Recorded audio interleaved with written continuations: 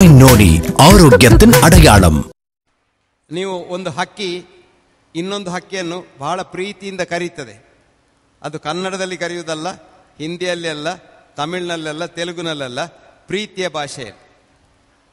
ಆ ಮನುಷ್ಯ ಈ ಎಲ್ಲ ದ್ವೇಷಗಳನ್ನು ಬಿಟ್ಟು ಒಬ್ಬನೊಬ್ಬ ಪ್ರೀತಿ ಮಾಡಿದರೆ ಈ ಲೋಕ ಎಷ್ಟು ಸುಂದರ, ಎಷ್ಟು ಸಂತೋಷ, ಯಾರಿಗೂ ಕಷ್ಟ ಇಲ್ಲ. I was telling them, first I asked them if all of you can understand Kannada. They all said yes, but I know there are a lot of people who don't. So I thought I'll mix up all languages. Don't curse me afterwards because none of my languages is correct. Every language has flaws in it as far as I am concerned. But I will mix up and see that you understand what I am saying. Remember one thing. The essence of communication is trying to understand the audience and trying to be understood by the audience.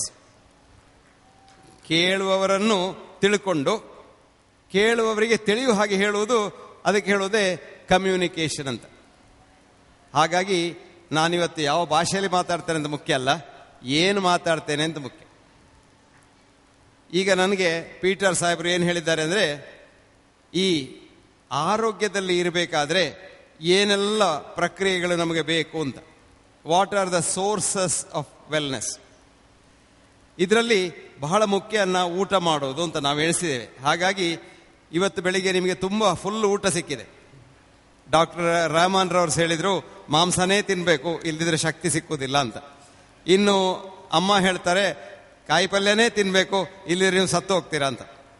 ಇದೆಲ್ಲ ಅವರವರ ಅಭಿಪ್ರಾಯ ಅಷ್ಟೇ, ನಾವು ಅದರ ವಿಷಯ ಹೋಗೋದಿಲ್ಲ. ನಾನು ಆಹಾರವನ್ನು ಬಿಟ್ಟು ಬೇರೆ ವಿಷಯ ಮಾತಾಡ್ತೇನೆ. ಇನ್ನೂ ನಿಮ್ಮನ್ನು ಹೆಚ್ಚು ಕನ್ಫ್ಯೂಸ್ ಮಾಡಲಿಕ್ಕೆ ಹೋಗೋದಿಲ್ಲ. ಯಾಕೆ ಅಂದರೆ ನೀವು ತಿನ್ನುವುದರಿಂದ ನೀವು ಬದುಕುವುದಲ್ಲ, ನೀವು ತಿನ್ನುವುದರಿಂದ ನೀವು ಉಳಿಯುವುದಲ್ಲ, ನಿಮ್ಮನ್ನು ತಿಂತದೆ ನೋಡಿ ನಕಾರಾತ್ಮಕ ಚಿಂತನೆಗಳು, ಅದರಿಂದ ನೀವು ಸಾಯುವುದು. ಆಹಾರದಿಂದ ಸಾಯುವುದಲ್ಲ, ನಕಾರಾತ್ಮಕ ಚಿಂತನೆಗಳಿಂದ ಸಾಯುವುದು. ಆದ್ದರಿಂದ ಇಂಗ್ಲಿಷ್ನಲ್ಲಿ ಹೇಳ್ತೇನೆ, I am not going to talk about food this afternoon for the simple reason that you had conflicting views on food. I am not going to confuse you further. Number one. Number two is, it is not what you eat that kills you, it is what eats you that kills you. Mankind has been here on this planet in different avatars for 900,000 years. How many years? 900,000 years. In 50,000 generations.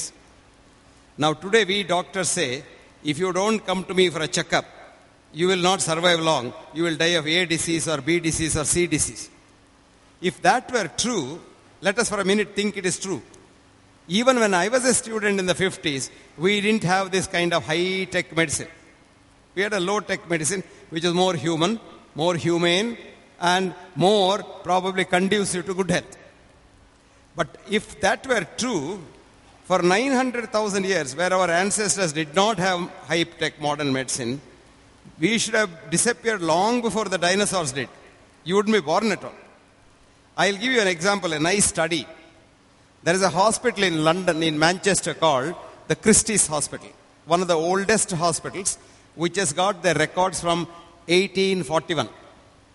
London ಹತ್ರ Manchester ನಗರದಲ್ಲಿ, ನಿಮಗೆ Manchester ನಗರ ಏನು ಅಂತ ಗೊತ್ತುಂಟಲ್ವಾ? 1699 British East India ಕಂಪನಿಯವರು British ಸರ್ಕಾರದಿಂದ ಒಂದು ಕಾನೂನು ಮಾಡಿದರು, ಭಾರತದಲ್ಲಿ ವಸ್ತ್ರ ಮಾಡಬಾರ್ದು. ಯಾಕೆಂದರೆ ನಮ್ಮ ಹತ್ರ ಆವಾಗ ಏನು ವಸ್ತ್ರ ಇತ್ತು ಗೊತ್ತಾ? 6 ಮೀಟರ್ನ ಸೀರೆಯನ್ನು, ದಿ ರಿಯಲ್ ಬೆನಾರಸ್ ಸಿಲ್ಕ್ ಸೀರೆಯನ್ನು ಒಂದು ಮೊಟ್ಟೆಯ ಒಳಗೆ ತೂರಿಸ್ಬೋದು, ಅಷ್ಟು fine count. And the West did not have this technology, we had it. So they said, if this continues, India will be the leading country. So they said, you should not manufacture cotton, any clothes. Cotton must be exported to England and Manchester. And Manchester grew up from 1700. Manchester became a city. So Manchester has a hospital called Christie's Hospital. This hospital has records from 1841 till to date. Okay? Now they did a study to find out between a slot of 1900 and 1940 and 1950 and 1990. ಅವ್ರು ಏನು ಮಾಡಿದರು ಅಂದರೆ, ಆ ಆಸ್ಪತ್ರೆಯಲ್ಲಿ 1841 ಇಸ್ವಿಯಿಂದ ಎಲ್ಲ ಪೇಷಂಟ್ಸ್ನ records ಉಂಟು. ನಮ್ಮ ಭಾರತದ ಆಸ್ಪತ್ರೆ ಹಾಗಲ್ಲ, ಅಲ್ಲಿ ನೀವು ನಿನ್ನೆ ಹೋಗಿದ್ರೆ ಇವತ್ತು ನಿಮ್ಮ ರೆಕಾರ್ಡ್ ಇಲ್ಲ. ಈ ರೆಕಾರ್ಡ್ನಲ್ಲಿ ಎಲ್ಲ ರೆಕಾರ್ಡ್ಸ್ ಇಟ್ಟರು ಅವರು. ಒಬ್ಬರು ಸ್ಟಡಿ ಮಾಡಿದರು 1900ರಿಂದ 1940ರವರೆಗೆ ಒಂದು ಸ್ಲಾಟ್, 40 ವರ್ಷ. 1950ರಿಂದ 1990ರವರೆಗೆ ಇನ್ನೊಂದು ಸ್ಲಾಟ್. ಈ 2 ಸ್ಲಾಟ್ನಲ್ಲಿ ಆಸ್ಪತ್ರೆಗೆ ಬಂದು ಹಿಂದೆ ಹೋದವರು ಎಷ್ಟು ಜನ ನಡ್ಕೊಂಡು ಹೋಗಿದ್ದಾರೆ, ಎಷ್ಟು ಜನ ಮಲ್ಕೊಂಡು ಹೋಗಿದ್ದಾರೆ ಅಂತ ನೋಡಿದರು. ಗೊತ್ತಾಯ್ತಾ? Per capita death of admitted patients when they went home, either horizontal to the cemetery or vertical to the house. Now you will be shocked to know that between 1950 and 1990, more people died compared to 1900 and 1940. Now what did we have between 1900 and 1940 for diseases? TLC. TLC ಅಂದ್ರೆ ಏನು ಗೊತ್ತಾ? Tender loving care. ಪ್ರೀತಿಯಿಂದ ಪೇಷಂಟನ್ನು ನೋಡಿಕೊಳ್ಳೋದು, ಅವನಿಗೆ ಏನು ಬೇಕು ಸಾಂತ್ವನ ಕೊಡೋದು. ಈ ಸಾಂತ್ವನ ಕೊಡೋದು ಎಲ್ಲಿಗೆ? ಮನಸ್ಸಿಗೆ. ಎಲ್ಲಿದೆ ಮನಸ್ಸು? Where is the mind? Never mind. ಮನಸ್ಸು ಅಂತ ಹೇಳೋದು ನಿಮ್ಮ ದೇಹ, ನಿಮ್ಮ ದೇಹ ಅಂತ ಹೇಳೋದು ನಿಮ್ಮ ಮನಸ್ಸು. ಈಗ ನಮಗೆ ಕ್ವಾಂಟಮ್ ಫಿಸಿಕ್ಸ್ನಲ್ಲಿ ಏನು ಗೊತ್ತಿದೆ ಅಂದರೆ, ಈ ದೇಹ ಅಂತ ಹೇಳ್ತೇವೆ ಅಲ್ವಾ ನಾವು, ಇದಕ್ಕೆ ಹೇಳೋದು ಮ್ಯಾಟರ್ ಅಂತ, ವಸ್ತು. ಈ ವಸ್ತು ಅಲ್ಲ, ಶಕ್ತಿ. E is equal to m. ಗೊತ್ತಾಯ್ತು? ಇದು latest quantum physics. Energy is matter, matter is energy, which means your body is your mind is your body. Did you get that now? Body is not made up of organs as we think and we sell it to you. Actually, my friend was telling me there was an effort to have a human garage, I believe. ಈಗ ಕಾರಿಗೆ ಹೇಗೆ garage ಉಂಟು, ಹಾಗೆ ಮನುಷ್ಯನಿಗೆ ಒಂದು garage ಮಾಡ್ತಾರಂತೆ. ಅಲ್ಲಿ ನಿಮ್ಮ ಎಲ್ಲ ಅಂಗ ಸಿಗ್ತದಂತೆ, readymade. All your organs are ready-made, available. So when you are not well, you go there and then get all the parts changed and come back. This is called the human garage. So I was telling him, they are real foolish people because they are in the 18th century. In 18th century, we used to think matter is different from energy, energy is different from matter, and the two are connected by E is equal to mc squared, etc., etc., which is not true. The present thinking is E is equal to m, which is called a-duality. There is no duality between the two. Is it clear? But the man who invented that, he is a Nobel laureate. His name is Hans Peter Dürr. And he is about 86 years now. Do you know what he says? What I have found out is what the Indian rishis knew for thousands of years ago. And he said, this is Advaita. No difference between the two. Tat, Sat. This is that, that is this. Knowing that, today, all that you have to do is TLC, tender loving care to the patient.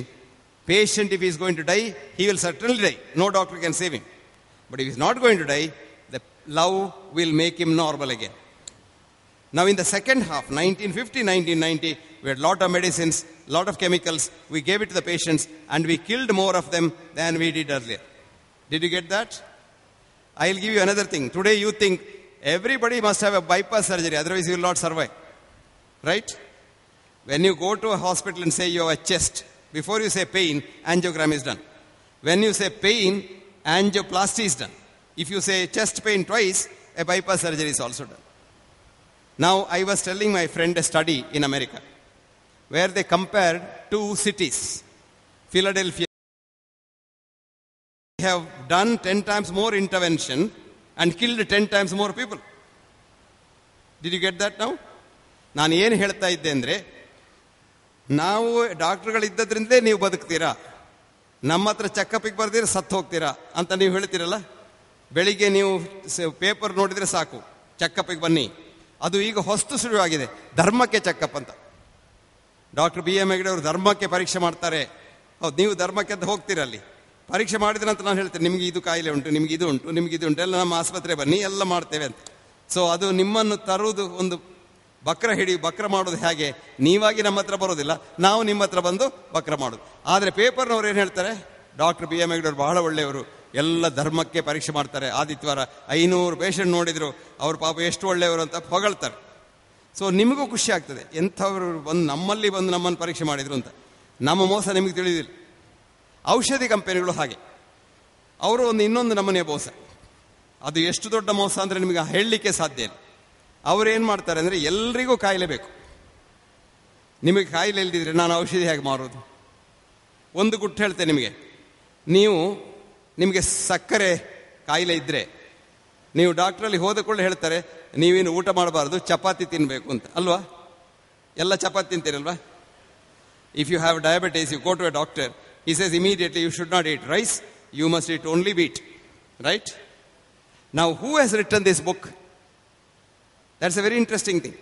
Recent research showed the medical textbooks are written or ghost written by drug company people. They write a nice book, then invite a man like me and say, you are a big professor, why don't you give your name as a chief editor, we will give you some money. So I am very happy. So they have come to me, they will give me money, my name will be there, it will be called B.M. Hegde's textbook. I am very proud. But what they have done is, they have written whatever they want to sell drugs in the book, and the book comes. And we in the medical college, like Bakras, read the same book. And today education is simply stuffing things in. ಇವತ್ತು ವಿದ್ಯೆ ಅಂದರೆ ಏನು? ಶಾಲೆಯಲ್ಲಿ ಹೋಗಿ ಪುಸ್ತಕದ ಬದನೆಕಾಯಿಯನ್ನು ಹುಡುಗರ ಮಸ್ತಕದಲ್ಲಿ ಹಾಕುವ ಪ್ರಯತ್ನ ಮಾಡೋದು. ನಿಜವಾಗಿ ವಿದ್ಯೆ ಅಂದರೆ ಏನು ಗೊತ್ತಾ ನಿಮಗೆ? ಸಾಕ್ರೆಟಿಸ್ ವಿದ್ಯೆ ಕೊಡ್ತಾ ಇದ್ದ. ಎಡ್ಯೂಸಿಯರ್ EDUCERE ಅಂದರೆ ಹೊರಗೆ ತರುವುದು. Deliver the best from the child outside. ಇದಕ್ಕೆ ನಾನು ಹೇಳೋದು, ಎಲ್ಲ ಅಧ್ಯಾಪಕರು ಸೂಲಗಿತ್ತಿಯರಾಗಿರಬೇಕು. ಸೂಲಗಿತ್ತಿಯವರು. Every teacher must be a midwife. What does a midwife do? Stands by the side of a pregnant mother in pain. ಗರ್ಭಿಣಿ ಹೆಂಗಸಿಗೆ ನೋವಿರುವಾಗ ಅವಳ ಬದಿಯಲ್ಲಿ ನಿಂತು ಅವಳಿಗೆ ಪ್ರಚೋದನೆ ಕೊಟ್ಟು, ಪ್ರೀತಿ ಕೊಟ್ಟು, ಉತ್ತೇಜನ ಕೊಟ್ಟು, ಸಹಾಯ ಕೊಟ್ಟು ಹೆರುವುದು ಯಾರು? ತಾಯಿ ಅಲ್ವಾ? ಹಾಗೆ ಶಾಲೆಯಲ್ಲಿ ಯಾರು ಹೆರುವುದು? ಮಾಸ್ಟ್ರು ಅಲ್ಲ. ಶಾಲೆಯಲ್ಲಿ ಕೂಡ ಮಗುವೇ ಹೆರಬೇಕು. The child must deliver, and that's a true education. ಇವತ್ತೇನಾಗಿದೆ? ಎಡ್ಯುಕೇರ್ ಆಗಿದೆ. ನಾವು ನೋಡುದು, ಈ ಮಗುವಿಗೆ ಏನು ಗೊತ್ತಿರಬೇಕು? 2 ಇರಲಿ 4, 3 ಇರಲಿ 6 ಅಲ್ವಾ? ಹೌದಾ? ನಿಜವಾಗಿ ನೀವು ಒಳಗೆ ಹೋಗಿ ನೋಡಿದ್ರೆ ಮ್ಯಾಥಮ್ಯಾಟಿಕ್ಸ್ನಲ್ಲಿ 3 2 ಈಗ 6 ಆದರೆ ಇನ್ನೊಂದ್ಸಲ 2 3 6 ಆಗಬೇಕು ಅಂತಿಲ್ಲ. 2 into 3 may be 6, but 3 into 2 need not be 6. This is called the uncertainty principle. This is the greatest thing in physics, which got the Nobel Prize for Werner Heisenberg. QP is not equivalent to PQ. 2 3 6, 3 2 6 ಅಲ್ಲ. ಮಗುವಿಗೆ ಏನು ಕಲಿಸೋದು? 3 2 6, 2 3 6. ಅದನ್ನೇ ಕಲಿತ 2 3 6, 2 3 6, 3 2 6, 3 2 6, ಮತ್ತೆ 100 mark, best student, ಒಂದು ಕೆಲಸ, ದುಡ್ಡು ಮಾಡೋದು. ಇದು ಎಜುಕೇಶನ್ ಅಲ್ಲ. ಎಜುಕೇಶನ್ ಅಂದರೆ ಏನು ಗೊತ್ತಾ? ವಿದ್ಯೆ ಅಂದರೆ ಏನು ಗೊತ್ತಾ? To train a human being.